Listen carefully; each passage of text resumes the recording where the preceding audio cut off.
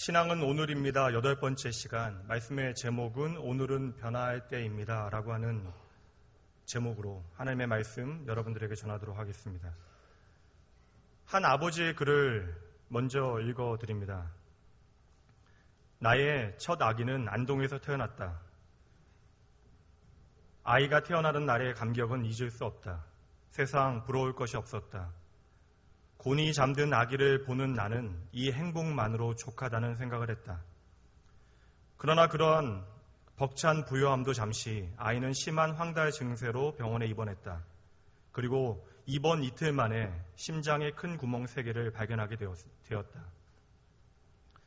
설상가상으로 아기가 태어날 때 태변을 마셔서 뇌에 이상이 있을 수도 있다라고 하는 의사 선생님의 말씀이 있었다. 게다가 폐렴 증세까지 겹쳤다. 태어난 지 열흘 만에 아이를 서울로 데려왔다. 서울대학병원에서 진찰을 하니 선천성 심장병이란다. 심장에 생긴 3개의 구멍으로 피가 새고 있다고 한다. 아기는 젖도 잘 빨지 못하고 얼굴이 빨개진 상태로 잠도 잘 자지 못했다. 눈앞이 깜깜했다. 이 아이가 평생을 창백한 모습으로 평생을 힘없이 살아갈 모습을 생각하니 견딜 수가 없었다. 아이의 심장병이 언제 어떻게 될지 모른다는 죽음의 공포가 우리 부부를 괴롭히기 시작했다. 당장 너무 어려서 수술도 할 수가 없다. 병원에서는 좀 자랄 때까지 기다려야 한다고 했다. 그러나 특별한 일이 없는 한 수술은 피할 수 없다고 한다. 아이에게 숨을 쉬는 데 있어 어떤 부담도 주어서는 안 된다는 주의를 들었다. 감기는 금물이다. 너무 춥게 해서도 너무 덥게 해서도 아이를 울려서도 안 된다. 아이를 얻은 기쁨도 잠시뿐 우리 부부는 모든 것을 잃은 사람처럼 넋을 잃고 말았다. 정신을 차릴 수가 없다. 이 모든 것이 원망스러웠다. 나는 그때 하나님께 절규했다. 아니 하나님, 우리가 무엇을 잘못했습니까? 우리 아기 좀 보세요. 심장이 구멍이나 숨 쉬는 것조차 힘들어 하는 이 아기를 보세요. 어떻게 저희에게 이러실 수 있습니까? 지방에서 목회를 하시는 한 후배 목사님의 글입니다. 더할 수 없이 행복해야 하는 그 시간이 도리어 가장 힘든 시간이었던 것이죠. 꼭 있어야 하는 것이 그 가정에 부족했던 것입니다. 이것만큼은 기본적으로 우리 가정에 주어질지 알았는데, 꼭 있어야 하는데 남들에게는 아무렇지 않게 주어진 그 기본적인 것이 우리 가정에 지금 부족한 상태, 이것만큼은 꼭 채워져야 하는데 나의 삶에 결여되어 있는 것이 있었다라는 거예요. 당장 다른 것은 조금 없어도 참아낼 수 있습니다. 더디되어도 상관없어요. 그런데 이것만큼은 어서 빨리 회복되어져야 하는데 그것마저도 회복되지 않는 절대적인 결핍과 부족을 느끼는 그러한 부분이 그 목회자의 가정뿐만 아니라 우리의 삶에도 있을 수 있습니다. 그러나 성도 여러분, 이 부족의 현장, 결핍의 자리에는 하나님의 은혜의 씨앗이 숨겨져 있음을 우리는 믿음으로 바라보아야 합니다. 오늘 물이 포도주로 변하는 변화의 현장을 한번 여러분 보시죠. 그 시작은요, 부족과 결핍, 꼭 있어야 할 것이 없는 상태로부터 오늘 본문의 말씀은 시작되어집니다. 3절 말씀의 시작을 보시죠. 포도주가 떨어진지라.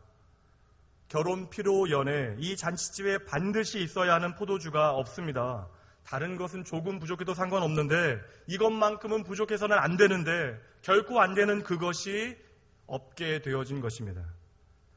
성경에서 포도라고 하는 열매는 기쁨을 상징하는 열매입니다. 오늘 말씀은 단순히 여러분 술이 떨어졌다라고 하는 것을 우리에게 보여주는 것이 아니에요. 결혼식, 피로, 연, 그 잔치는 인생에 있어 가장 행복하고 기쁜 순간인데 그 기쁨을 상징하는 포도가 그들의 삶 가운데 더 이상 없다라는 것입니다. 그래서 오늘 본문의 말씀에 포도주가 떨어졌다라고 하는 것은 단순히 사실만을 우리에게 전해주고 있는 것이 아니라 이제 그들에게 더 이상 기쁨이 없다라고 하는 의미를 비추어주고 있는 표현입니다. 큰 기쁨으로 시작되어진 그 잔치가 포도주가 바닥남을 통하여 시들해지게 되어진 것이에요.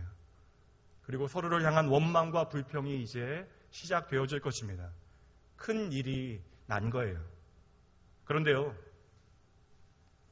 꼭 있어야 하는 포도주가 떨어진 그 결핍과 부족의 현장에 하나님의 기적의 씨앗이 숨겨져 있었던 것입니다.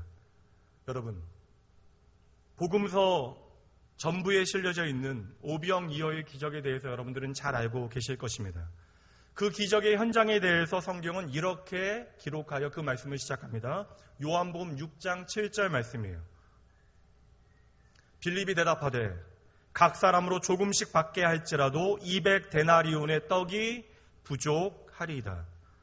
5,000명을 먹여야 하는 그 기적의 현장에도 절대적인 부족이 있었다라는 것이에요. 여러분, 오병이어의 기적이 벌어지고 있는 그 현장은 가진 것이 없었던, 모든 것이 부족하였던 빈들에서 시작되어졌습니다. 첼로의 재능이 있었던 한 소년에게 그 성장기에 심한 근시가 찾아오게 되어집니다. 1년 만에 눈앞에 있는 악보대의 악보를 볼 수 없는 지경이 되어졌어요. 그럼에도 그 소년은 뛰어난 재능으로 말미암아 19세기에 브라질의 유명한 오페라단의 첼리스트가 되어집니다. 문제는요, 지휘자에게 악보를 받게 되어지면 그 소년은 그 악보를 다 암보해야지만, 다 외워야지만 연습과 공연에 참여할 수 있게 되어지는 것입니다. 매번 곡이 바뀔 때마다 악보를 사전에 암보해야 하니, 외워야 하니 그것이 너무나 괴롭고 힘들어서 날마다 불평하게 되어져요. 그리고 자신의 처지와 자신의 나쁜 시력을 저주하게 되어집니다. 그런데요, 그 다음에 새로운 시즌에 베르디의 오페라 아이다가 공연되어졌는데 그 공연이 지휘자로부터 제대로 준비되어지지 않아 관객의 심각한 야유로 인하여 상임 지휘자가 도망치는 초유의 사태가 발생하게 되어져요. 심지어 부지휘자도 그 3시간 넘는 공연을 제대로 공연을 진행할 수 있는 준비가 되어져 있지 않습니다.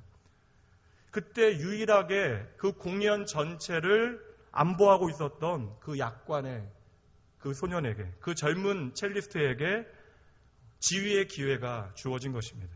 그리고 그 소년은 거의 3시간이 되어지는 공연을 다 외워서 지휘하여 세상을 놀라게 합니다. 이 공연이 바로 20세기 최고의 지휘자였던 토스카니니의 첫 번째 공연이었습니다. 유튜브에 보면 많은 영상들이 나와 있는데 이 사람이 하는 공연에는 악보대가 세워져 있지 않아요.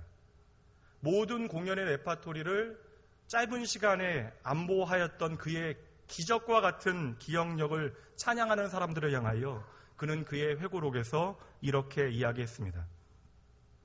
제가 다른 연주자들처럼 눈이 좋았더라면 악보를 외울 필요가 없었을 것입니다. 그러나 나의 나쁜 시력이 오늘 저를 이러한 지휘자의 자리에 있게 하였습니다. 분명 부족과 결핍의 현장 속에는 하나님의 기적의 씨앗이 숨겨져 있습니다. 여러분, 이것을 바라보는 것이 믿음이고 그 믿음은 바로 우리의 삶을 향하신 하나님을 신뢰하는 것입니다. 그럼에도 여러분, 우리의 삶에 닥쳐온 오늘의 부족과 결핍 자체가 모두 기적의 재료가 되어지는 것은 아니에요. 다시 말하면 모든 부족의 현장에 하나님의 도우심이 나타나는 것은 아니라는 거예요. 오늘 말씀은 부족의 현장에 숨겨져 있었던 그 놀라운 기적의 씨앗이 어떻게 싹을 틔워내고 꽃을 피워내는지, 열매를 맺어내는지 그 변화의 원리가 무엇인지를 우리에게 소개해주고 있습니다. 함께 그 말씀이 보여주는 믿음의 원리를 따라가 보도록 하겠습니다. 첫 번째는요, 어떻게 이 변화가 시작되어지는가에 대한 믿음의 원리를 우리에게 보여주고 있습니다. 이것은 바로 오늘 우리의 삶의 부족과 결핍에 대한 우리의 태도가 어떠하여야 하는가에 대한 하나님의 가르침이에요. 마리아가 포도주가 떨어졌다라고 하는 사실을 들어서 알게 되어집니다. 분명 이것은 여러분 큰일이잖아요.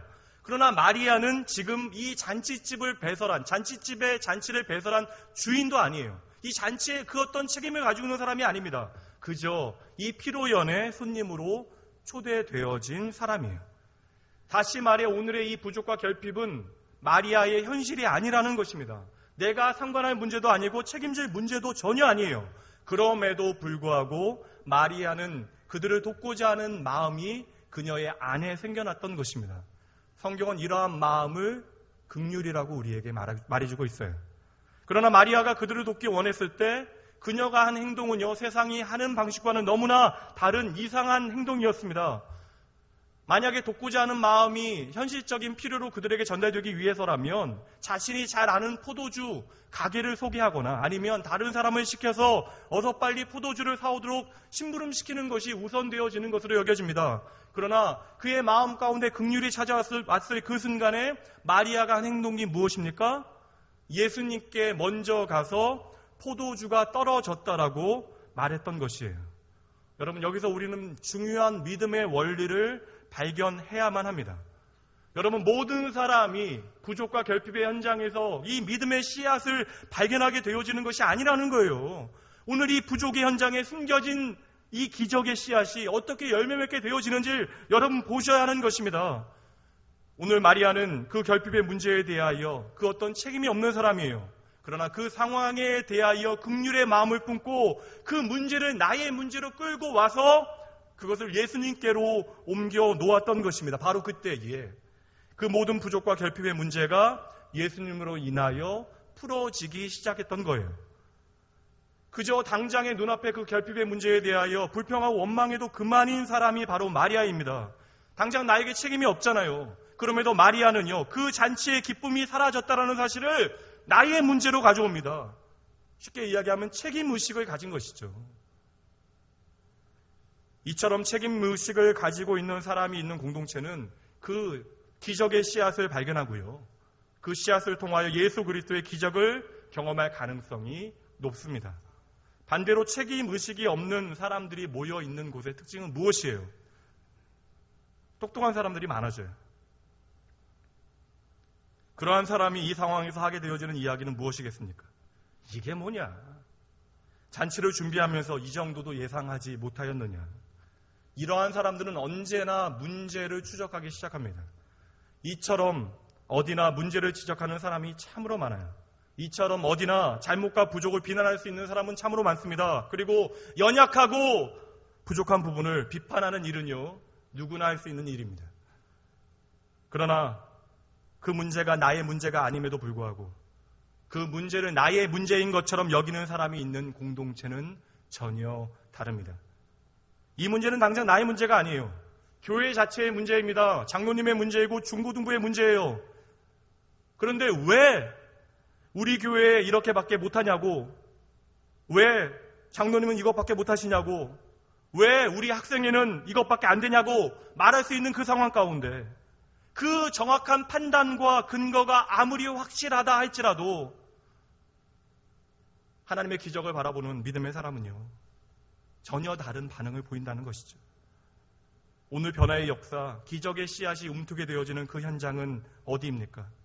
나는 직분자가 아니지만, 나는 구역장이 아니지만, 나는 장로와 권사가 아니지만, 나는 교사가 아니고 내 자녀도 중고등부가 아니지만 그 부족하고 연약한 공동체의 모습을 바라보면서 마치 그 모든 부족과 결핍이 나의 문제인 것처럼, 나에게 책임이 있는 것처럼 여기고 그 부족한 부분을 들고 예수 그리스도 앞으로 나오는 사람, 그러한 사람이 속해 있는 공동체에 바로 예수 그리스도의 회복과 이적의 역사가 시작되어지는 것이죠.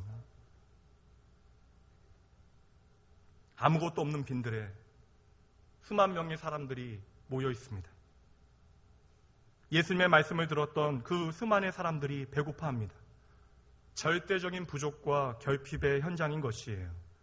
살아계신 하나님이신 예수님은 그 즉시 그들의 모든 육신의 필요를 채워낼 수 있는 분이십니다. 그러나 이 문제를 보셨던 예수님은 가장 먼저 제자들에게 이상한 말씀을 하십니다. 너희가 먹을 것을 주라. 가당키나 합니까? 당장 내 자신도 제대로 먹고 제대로 입지 못하는 상황이에요. 그런데 하물며 수만의 사람들에게 어찌 먹을 것을 줄 수 있단 말입니까? 참으로 현실 감각 없으신 예수님이시죠. 이 수만의 사람의 배고픔을 채울 방법은 제자들에게 결코 없습니다. 그러나 예수님은 먼저 그들에게 너희가 먹을 것을 주라라고 말씀하십니다.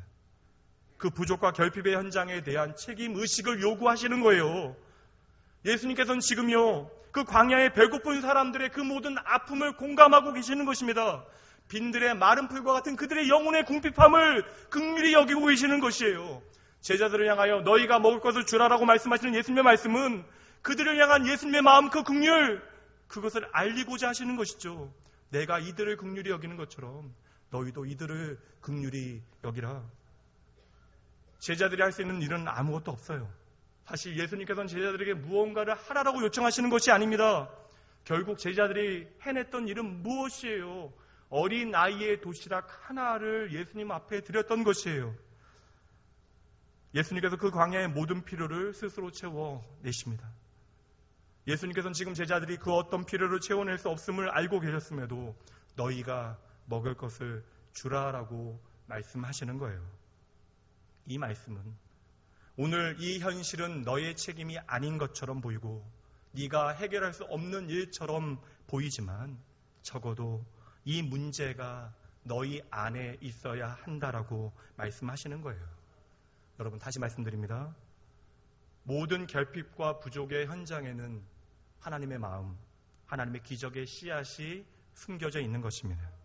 그러나 많은 사람들이 이 기적의 씨앗을 놓치게 되어지는 이유는요, 문제를 파악하고 판단하고 불평할 수 있는 능력은 있으나 그 부족과 결핍에 대한 책임을 나의 것으로 가져오지 않기 때문에 그러한 것이에요.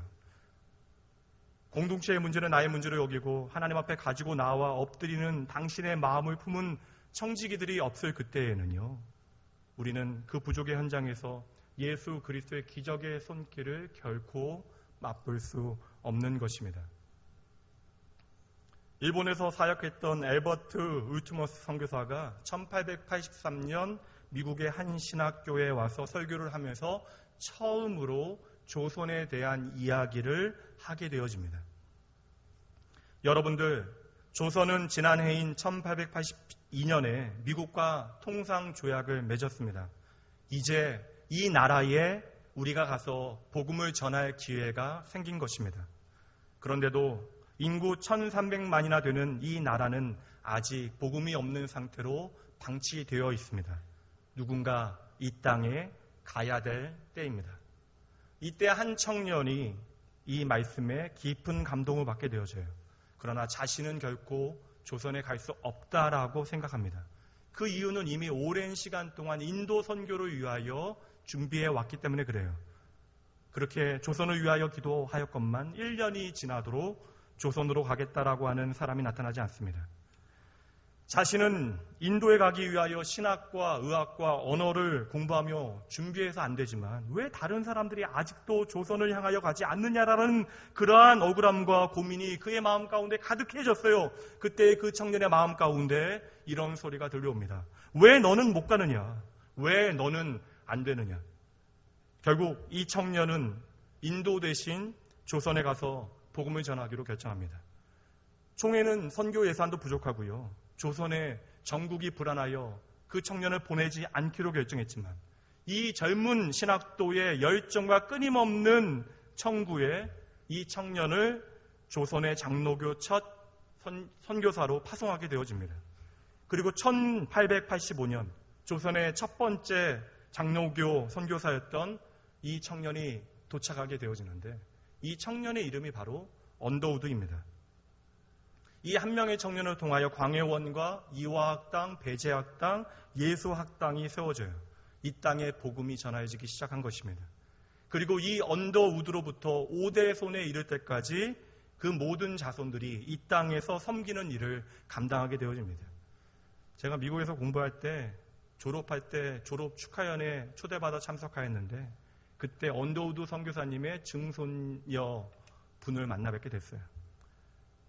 그분께서는 제가 한국인이라고 하는 사실만으로 반가워했고 눈물을 글썽이셨습니다.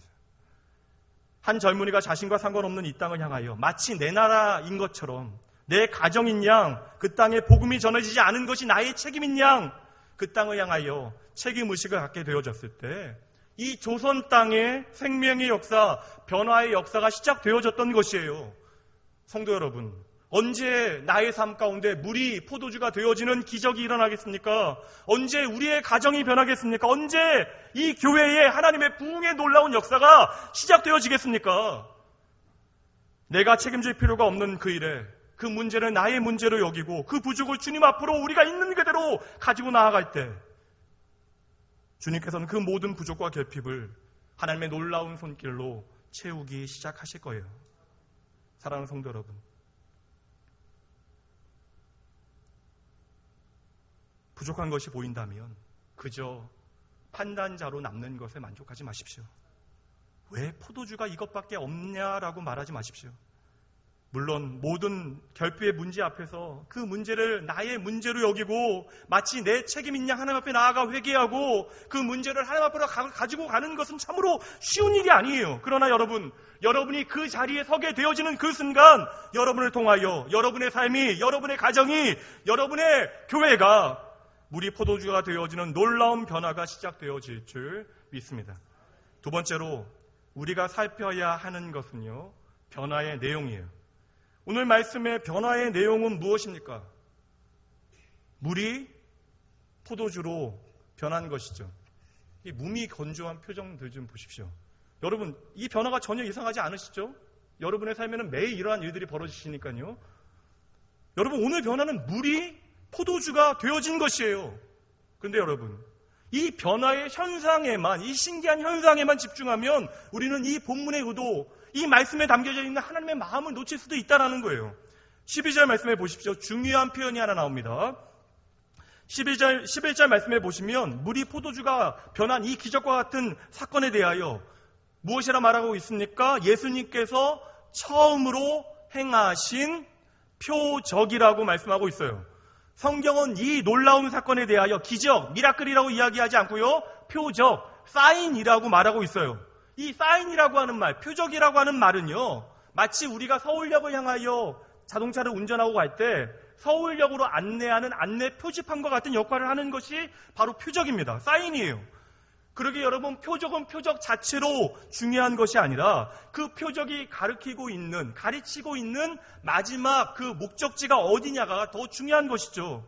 그럼 오늘 이 본문의 말씀은 물이 포도주가 되어진 그 놀라운 기적이 전부가 아니라 그 기적 가운데 반드시 하나님의 깊은 마음의 의도가 담겨져 있다는 거예요.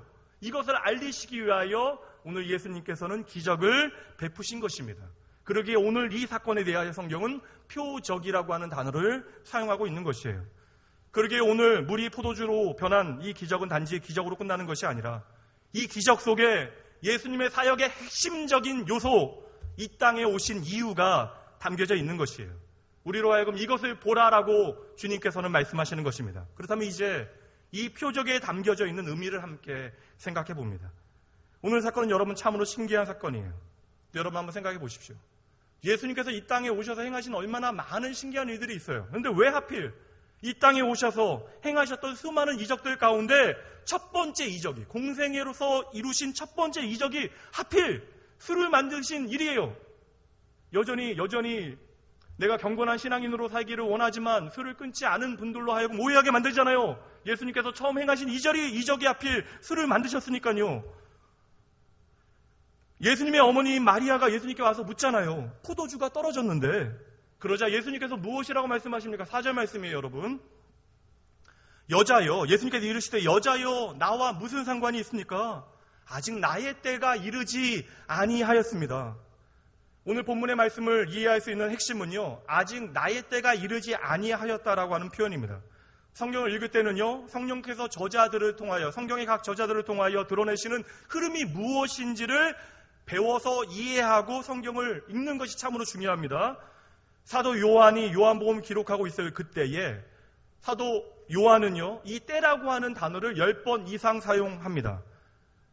이 요한복음에는 때라고 하는 이 단어가 10번 이상 등장하고 있는데 중요한 것은 그 10번 등장하고 있는 모든 단어들이 한 가지 사실에 집중되어진다는 거예요. 몇 구절만 살피시면 여러분 조금은 이해가 되실 겁니다. 요한복음 7장 말씀 보시죠. 8절 말씀. 너희는 명절에 올라가라. 함께 있습니다. 내 때가 아직 차지 못하였다. 나는 그래서 이 명절에 아직 올라가지 아니한다. 7장 30절 말씀이요. 그들이 예수를 잡고자 하냐 손을 재는 자가 없었대요. 왜 그래요? 함께 읽습니다. 이는 그의 때가 아직 이르지 아니하였기 때문이래요. 8장 20절 말씀 보십시오. 이 말씀은 성전에서 가르치실 때에 헌금함 앞에서 하셨으나 잡는 사람이 없으니 그 이유가 무엇이라고요? 이는 그의 때가 아직 이르지 아니하였대요. 오늘 말씀으로부터 모든 말씀들이 아직 다 때가 이르지 아니하였대요. 그렇다면 여러분, 이 때는 어떠한 때예요? 무슨 때예요? 이제 이 때가 어떠한 때인지 여러분에게 확실하게 말씀드립니다. 먼저 두 말씀 소개하죠. 요한복음 16장 32절 말씀이에요. 보라, 너희가 다 각각 제 곳으로 흩어지고 나를 혼자 둘 때가 오나니 벌써 왔다. 그러나 내가 혼자 있는 것이 아니라 아버지께서 나와 함께 계신다. 요한복음 17장 1절. 예수께서 이 말씀을 하시고 눈을 들어 하늘을 우러러 이르시되 아버지여 때가 이르렀습니다. 아들을 영화롭게 하시고 아들로 아버지를 영화롭게 하게 하시옵소서. 이제 때가 이르렀대요.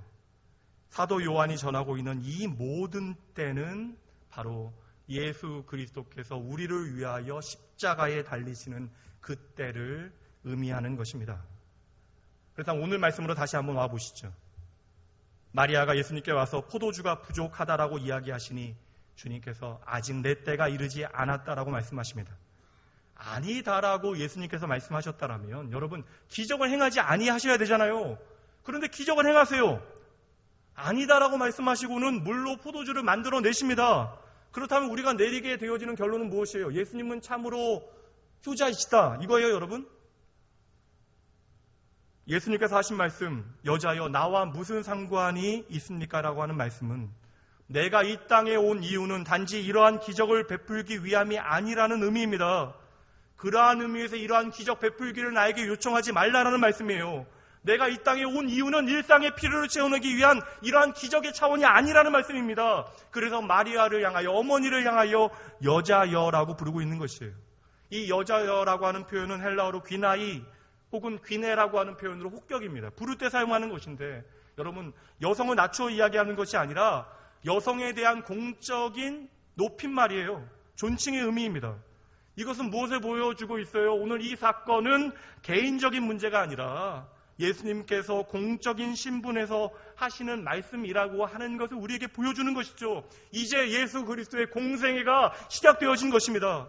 예수님께서 내가 이 땅에 온 것은 포도주의 문제를 해결하는 차원이 아니라 이 기적을 행하고자 하는 다른 목적이 있다라는 것이죠. 예수님께서는 그저 기적을 베푸시는 그러한 차원이 아니라 다른 차원, 예수님께서 이 땅에 오신 그 목적과 이유를 담아내기 위하여 오늘 이 사건을 표적으로서 보이시겠다라는 거예요. 그러니까 오늘 예수님의 마음과 계획을 이 기적 속에 담아두고 단지 기적으로서가 아니라 표적으로서 물로 포도주를 만드시겠다라고 말씀하시는 것입니다. 여러분, 이것이 무엇을 의미하는 거예요? 기쁨의 잔치 안에, 기뻐야 할 혼인잔치에 기쁨을 상징하는 포도주가 떨어진 거예요. 기쁨이 그들의 삶 가운데 사라진 것입니다. 그런데 그 자리에 예수님께서 함께하고 계세요. 예수님께서 그 모든 부족과 결핍의 문제를 해결하십니다. 중단되어져야 하는 그 잔치에 더 큰 기쁨이 가득하게 되어진 것이잖아요. 예수님께서는 이 사건을 통하여 오늘 우리에게 이렇게 선언하시는 것입니다. 오늘 너희의 죄로 말미암아 하나님과의 관계가 완전히 깨어졌다. 하나님이 안 계시는 너희의 삶은 이제 궁핍하고 부족할 수밖에 없는 삶이다. 이 모든 기쁨이 오늘 너희의 삶에서 사라진 것이다.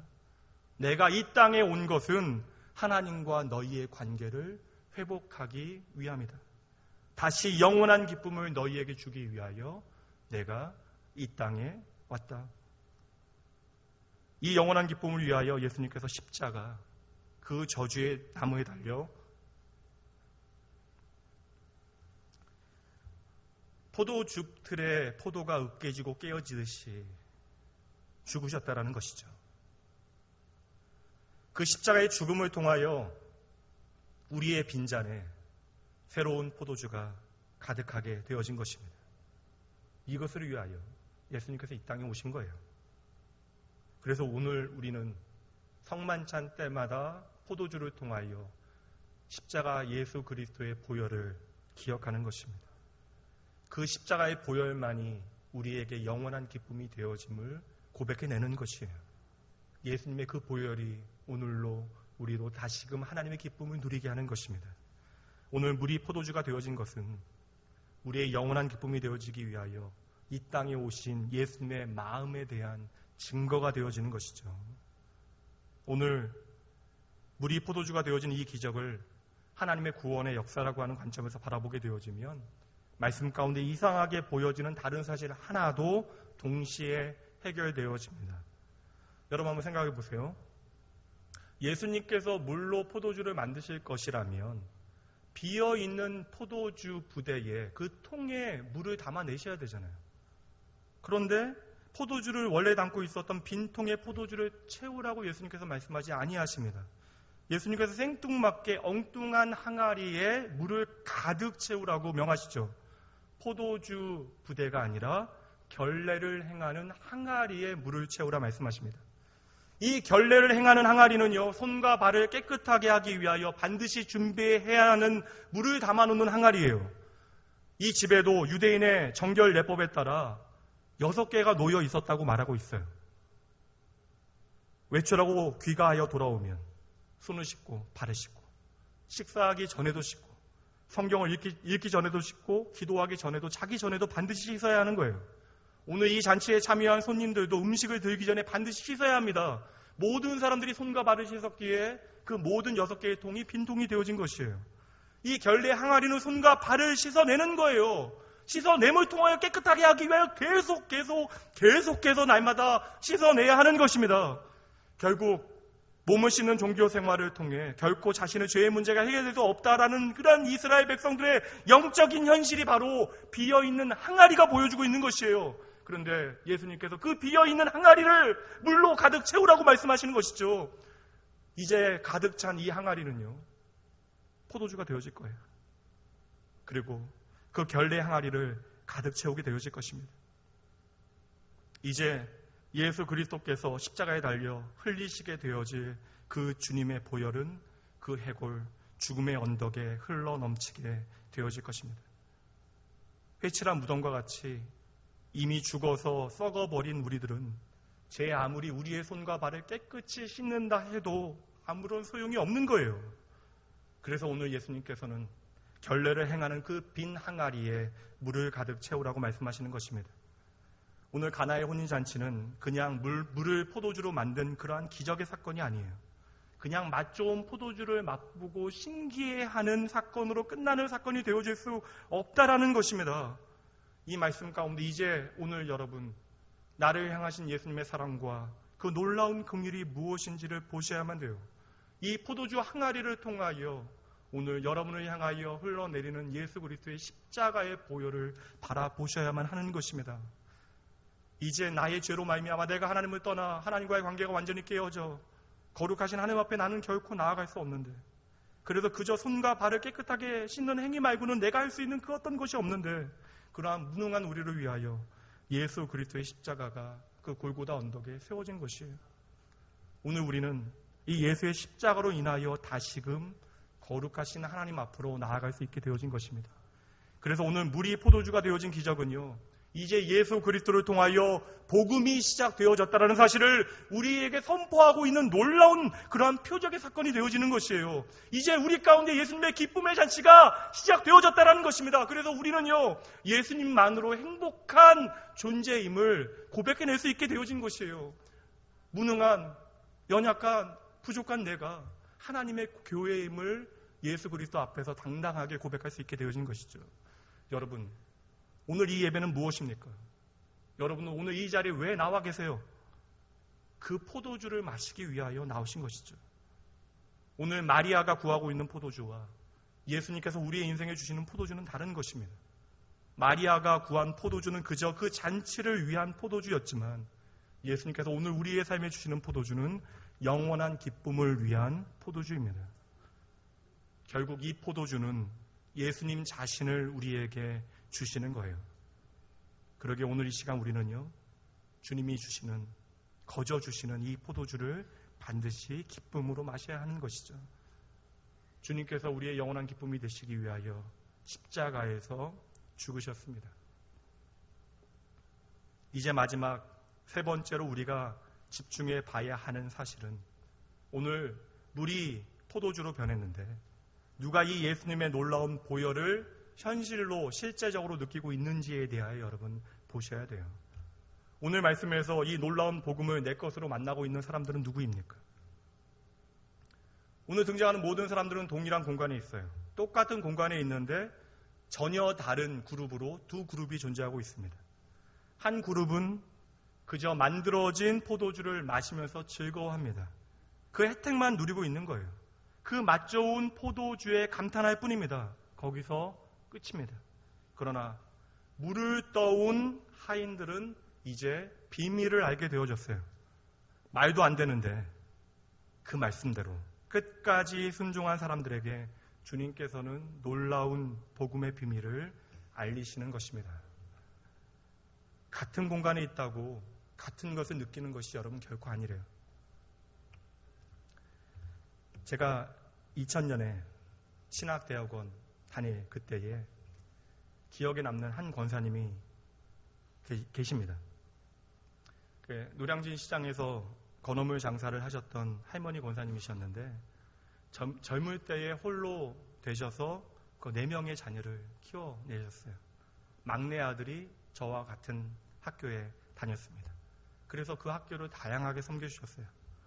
현재 미국에서 목회하고 있는 제 가장 친한 친구 목사도 그 권사님으로부터 도움을 받아 공부를 마치게 되어졌습니다. 그리 많이 버시는 것도 아니었음에도 불구하고 열심히 섬기는 일을 하셨어요. 홀로 되신 분이 4명의 자녀를 키워내야 하니 쓸 데가 얼마나 많으셨겠습니까? 그럼에도 아끼고 아껴서 목회자가 되어지기 위해 준비하는 후보생들과 학교를 섬겨주셨어요. 특별히 그 당시에 이제 채플실 건립을 위하여 모금을 하고 있었던 터인데 그때에도 동참해 주셨습니다.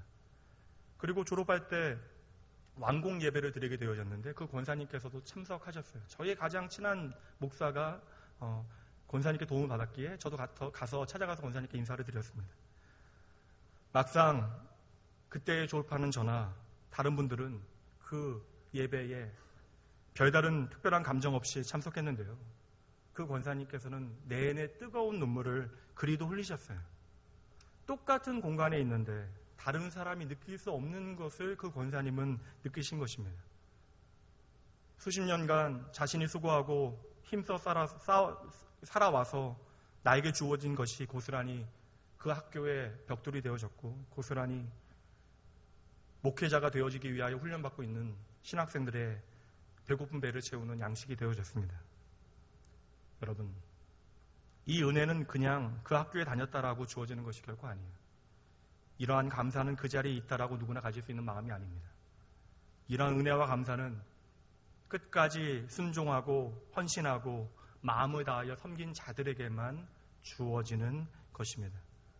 오늘 예수님의 말씀을 따라 물을 떠다가 그 빈 항아리에 채우고 그것을 또 오직 믿음으로 연회장에 퍼다 날랐던 그 하인들, 그처럼 끝까지 순종하고 헌신하였던 오직 그 하인들에게만 하나님의 복음의 비밀이 허락되어졌던 것이죠. 이제 설교를 시작하면서 읽어드렸던 그 목사님의 글의 마지막 부분을 읽는 것으로 오늘 말씀을 마무리하겠습니다. 졸지에 닥친 이 모든 일이 너무나 기가 막히고 억울해서 하루는 주님께 따질 양으로 무릎을 꿇었다. 내 기도는 그날도 불평과 원망으로 시작되었다. 그러나 그 기도 중에 갑자기 이 모든 시련에 어떤 이유가 있지 않을까라는 희미한 생각이 들었다. 나는 그 희미한 생각을 붙잡고 기도하기 시작했다. 아이의 심장을 고쳐달라는 간절한 부르짖음도 계속되어졌다. 그리고 그 기도 가운데 나는 그동안 나의 신앙이 얼마나 변질되었는지를 깨닫게 되었다. 내가 목회자임에도 얼마나 준비 없이 결혼했고 또 얼마나 준비 없이 아빠가 되었는지 돌아봤다. 그날 밤을 눈물로 꼬박 지새웠다. 그때부터 우리 부부의 눈물 어린 기도가 계속되어졌다. 이 아이의 심장이 온전해질 때까지 우리 가정을 향한 하나님의 마음을 깨달을 때까지 기도하리라 작심했다. 한시도 기도를 잊은 적이 없었다. 이 모든 기도의 시간을 통해 발견한 것은 아이의 심장에 뚫린 구멍이 문제가 아니라 어느새 하나님 없이 나의 인생을 살아왔던 우리 부부의 영혼에 뚫린 구멍이 문제라는 사실을 보게 되었다. 하나님께서는 살아가는 아이의 병을 통해 우리 부부의 심각한 영혼의 병을 보게 하신 것이다. 그로부터 9년이 흘렀다. 아이는 아직까지 가슴에 칼을 대지 않고도 씩씩하게 자라고 있다. 도리어 내 딸은 다른 아이들보다 덤벙거린다. 우리 아이에게 있었던 결핍의 문제를 통해서 하나님께서는 우리 부부에게 진실로 결핍된 그것을 채워주신 것이다. 오늘 나에게 부족한 것을 통해, 오늘 우리 가정에 부족한 것을 통해 오늘 하나님은 우리를 변화시키시겠대요. 오늘도 우리의 속사람을 새롭게 하시겠대요. 이것을 위하여 우리는 함께 모여 하나님을 찬양하고 예배하고 말씀 앞에 서는 것입니다. 하나님의 이 놀라운 변화, 영혼 깊은 곳으로부터의 변화가 바로 여러분의 삶과 가정, 이 교회에 시작되어지길 우리 주 예수 그리스도의 이름으로 축복합니다. 이 시간 함께 찬양합니다.